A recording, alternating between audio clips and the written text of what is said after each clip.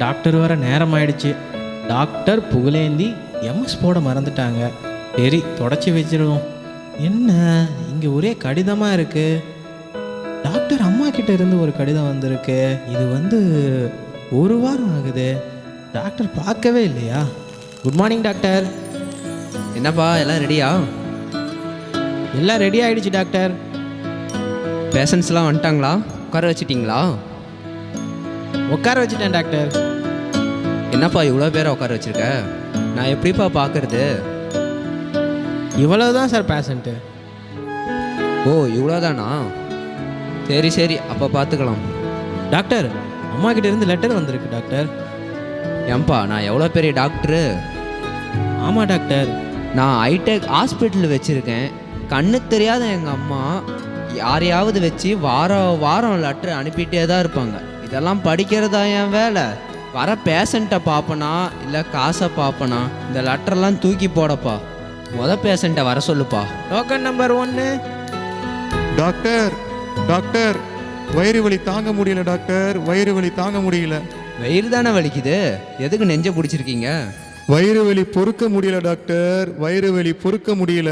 வயிறு வலி இருக்கும்போது எதுக்கு பொறுக்க போறீங்க?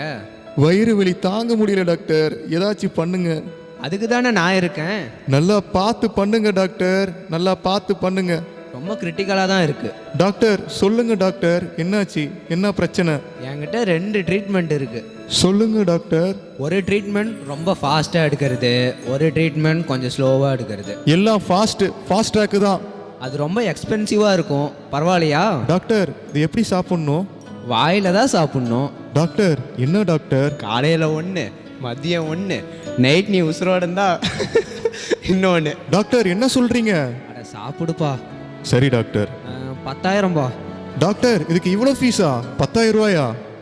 நான் தான் சொன்னேன்ல, இதுதான் ஃபாஸ்ட் ட்ரீட்மெண்ட். டாக்டர் எனக்கு மாத்திரை சாப்பிடாமலே சரியாயிடுச்சு டாக்டர். இந்தா புடி, 10,000 கவுண்டரில் கட்டிட்டு போங்க. இவரெல்லாம் டாக்டரா? வயிற்று வலிக்கு 10,000 ரூபாய் கேட்குறாரு. ஏப்பா அடுத்த பேஷண்ட்டை வர சொல்லு. டாக்டர் என்னை காப்பாத்துக்கு டாக்டர், என்னை காப்பாத்துக்கு டாக்டர், வயிற்றுக்குள்ள எடுப்போ ஓடுது டாக்டர். ஏப்பா வயிற்றுல தானே ஓடிட்டு இருக்கு. டாக்டர் ஏதாவது பண்ணுங்க டாக்டர். டாக்டர் இங்க ஓடுது, டாக்டர் அங்க ஓடுது, டாக்டர் இங்க ஓடுது டாக்டர். சரி அதுக்கு தானே நான் பார்க்குறேன், அதுக்கு நீ ஏன்பா ஓடுற? சரிங்க டாக்டர். ஏப்பா நான் பார்த்துக்கிறேன்பா. ஏப்பா ரொம்ப கிரிட்டிக்கலாக இருக்கு. இதுக்கு ஒரு ஸ்கேன் எடுத்து பார்க்கணும் போல இருக்கு. ஒரு ஸ்கேன் எடுத்துடலாம், ஒரு பிளட் டெஸ்ட் எடுத்துடலாம், லேபில் என்னென்ன டெஸ்ட் இருக்கோ எல்லாத்தையும் எடுங்கப்பா. இவனை போட்டு தள்ளணும் இன்னைக்கு. ஏப்பா அந்த டிஜிட்டல் ஸ்கேன் எடுப்பா. ஏப்பா இது பார்க்க தான் இப்படி இருக்கும், உடனே ரிப்போர்ட் வரும். ஓகேவா? லைட்டாக படு. எனக்கு வயிற்றுல தான் பிரச்சனை டாக்டர், முதுகுல இல்ல. இதை பின்னாடி எடுத்தாதான் முன்னாடி தெரியும். இப்போ எடுக்கிறேன் பாரு உனக்கு ரிப்போர்ட். டாக்டர் உன் வயிற்றுக்குள்ள எலி இருக்குப்பா. டாக்டர் என்னது எலியா? ஆமாம், இன்னும் 1/2 மணி நேரத்தில் இந்த எலி உன் வயிற்றுக்குள்ள இருக்கிற குடலெல்லாம் திங்க போகுது. இன்னும் கொஞ்ச நேரத்தில் நீ சாக போற. டாக்டர் காப்பாத்துங்க டாக்டர். இதை தான் நாங்கள் எதிர்பார்த்துட்டு இருக்கிறோம். சரி இதுக்கு ஒரு பெரிய ட்ரீட்மெண்ட் ஒன்று பண்ணணும். எவ்வளோ செலவானாலும் பரவாயில்லையா? டாக்டர் காப்பாத்துங்க டாக்டர், எவ்வளோ செலவானாலும் பரவாயில்ல டாக்டர். இதுதான் நாங்கள் டாக்டராக எதிர்பார்த்துட்டு இருக்கிறோம். ஏப்பா அந்த மாத்திரையை எடு, இதை சாப்பிட்டுட்டு டக்குன்னு தண்ணி குடி. டாக்டர் வாந்தி வர மாதிரி இருக்கு. அங்கே எடுப்பா. நான் சொன்னேன்ல சாப்பிட்ட உடனே எலி வெளியே வரும்னு. டாக்டர் என்ன மாத்திரை கொடுத்தீங்க? இதுதான் மார்டின் ராட் கில்லர். எலி உள்ளே சாப்பிடும், வெளியே சாகும். Thank you doctor. எடு 10 lakhs. எனது ஃபீஸ் 10 லட்சமா? சரி 1 lakh கொடு. என்னது 1 லட்சமா? ஆமாம். ஏப்பா ஸ்கேன் எடுத்திருக்கு, ரிப்போர்ட் எடுத்திருக்கு, எல்லாத்துக்கும் மேலே ஹாஸ்பிட்டலில் வாமிட் எடுத்திருக்கு. ஃபுல்லாக க்ளீன் பண்ண எங்களுக்கு எவ்வளோ செலவாகும்? ஏப்பா 1 lakh வாங்குப்பா இவங்ககிட்ட. சே, வீட்டில் 10 ரூபாய்க்கு எலுமருந்து வாங்கி சாப்பிட்டு 1 லட்ச ரூபா மிச்சப்படுத்தி இருக்கலாம். 1 லட்ச ரூபா போச்சே. இவெல்லாம் டாக்டரா? அநியாய டாக்டர். ஏப்பா அடுத்த பேஷண்ட் இருக்காங்களா? டாக்டர் யாரும் இல்லை டாக்டர். ஃபோன் அடிக்குது, என்னன்னு பாரு. ஹலோ, என்னது?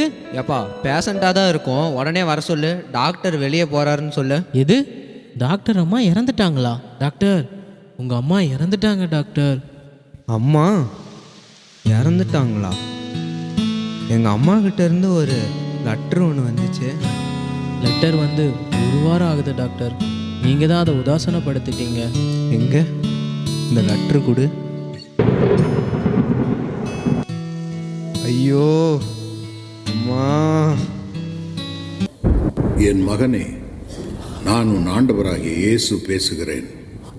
உன் தாயின் கடிதம் வாசித்ததும் உன் உள்ளம் உடைந்து போயிற்றோ? ஆம், நீ சிறுபிள்ளையாய் இருக்கும்போது திடீரென ஏற்பட்ட தீ விபத்தினால் உன் இரு கண்களும் பழுதடைந்து நீ பார்வையற்றவனாய் மாறிப்போனாய். மருத்துவர்கள் உன்னை முழுமையாய் பரிசோதித்த பிறகு உன் தாயின் கண்கள் உனக்கு சரியாக இருக்கும் என்று சொன்னபோது ஒரு நொடி கூட யோசிக்காமல் தனது இரு கண்களையும் உன் தாய் உனக்கு தானமாக கொடுத்து விட்டாள்.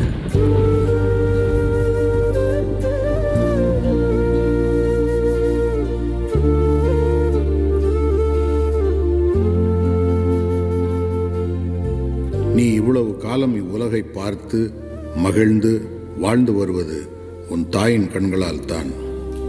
ஆனால் நீயோ அவளை குருடி என்று அவமானப்படுத்தி உன்னிடம் சேர்த்து கொள்ளாமல் இறுதி வரை தள்ளி வைத்து விட்டாய்.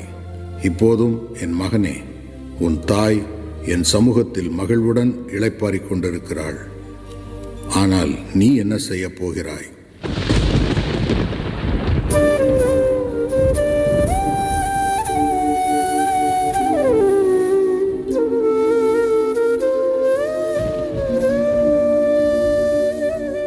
இந்த உலகம் என்னை அறிந்து கொள்ளாமல் பெருமையிலும் பாவத்திலும் புகழிலும் இச்சையிலும் சிக்கி என் வெளிச்சத்தை அகற்றி இருளில் இருக்கிறது. என் அன்பு மகனே, எப்படி 2000 ஆண்டுகளுக்கு முன்பு நான் இப்பூ உலகில் பிறந்து எல்லா மக்களுக்கும் வெளிச்சமாய் இருந்தேனோ, அப்படியே நீயும் உனக்குள் இருக்கிற பெருமை, புகழ், பண ஆசை என்கிற இருளை விரட்டி மெய் வெளிச்சமாகிய என்னை ஏற்றுக்கொண்டு என் வெளிச்சத்தின் மகனாய் மாறி சமுதாயத்திற்கு நன்மைகளை செய். எப்படி உன் தாய் தன்னலமின்றி உன் நலனுக்காக தன் கண்களையே தியாகம் செய்தாளோ, அதேபோல் நீயும் மற்றவர்களுக்கு உதவி செய்கிற மகனாக மாறி என் வெளிச்சத்தை மற்றவர்களுக்குள் பிரகாசிக்கச் செய்வாயாக. அப்பொழுது நான் உன்னை ஆசீர்வதிக்கவே ஆசீர்வதிப்பேன். இந்த நாடகத்தை பார்த்தீங்களா? இந்த மகன் தன் தாயை அசட்டை செய்து விட்டார். ஆமாங்க, நாமளும் கூட இப்படி தான் இருக்கோம். கர்த்தராகிய இயேசு கிறிஸ்து தன் ஜீவனையும் இரத்தத்தையும் நமக்காக கொடுத்து ரட்சித்து பாவத்தை போக்கினவரை நாமும் அசட்டை செய்யாமல் அநேகருக்கு வெளிச்சமாய் இருக்க வேண்டும். ஆமீன். ஹல்லேலூயா.